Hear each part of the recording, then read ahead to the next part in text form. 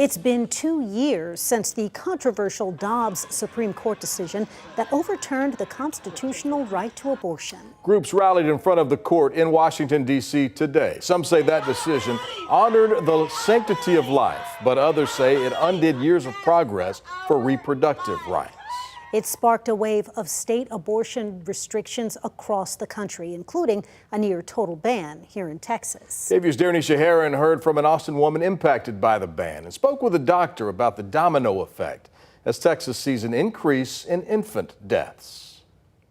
On the 2-year anniversary of the decision that overturned Roe v. Wade, women rallied outside of the state capitol calling for increased abortion access in Texas, where there are no exceptions unless the mother's life or bodily function is at risk. And it's disrespectful to the women of Texas. Another call for action happening inside an Austin clinic that used to provide full access to reproductive care. The worst day of my life. Austinite Taylor Edwards recalls her experience finding out her 17-week fetus would die at birth, and her doctors told her there was nothing they could do legally. Instead of being offered health care right then and there by my doctors that I know and trusted, I was forced to leave the state with no information. Edwards got an abortion out of state, a step 35,000 Texans took in 2023, according to recent data from We Count Research. Returning to Texas after my abortion, I was terrified that I would be prosecuted by the state or my husband would be prosecuted.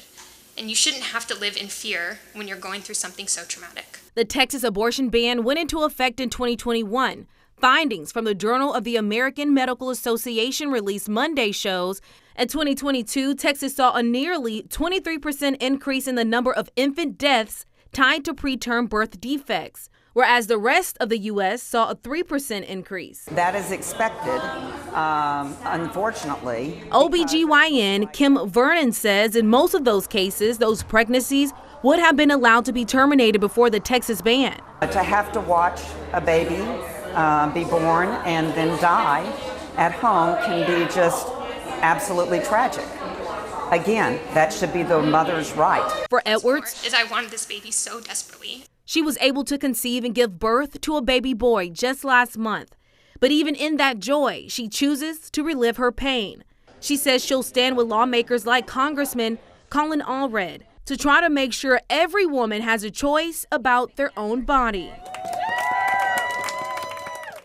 Allred is challenging U.S. Senator Ted Cruz in November. When Roe v. Wade was overturned in 2022, Senator Cruz called the decision a, quote, massive victory for life, end quote, that would save millions of innocent babies. In Austin, Daybreak, KVUE News. Last month, the Texas Supreme Court rejected a challenge to the state's abortion law after multiple women and doctors said it was too vague.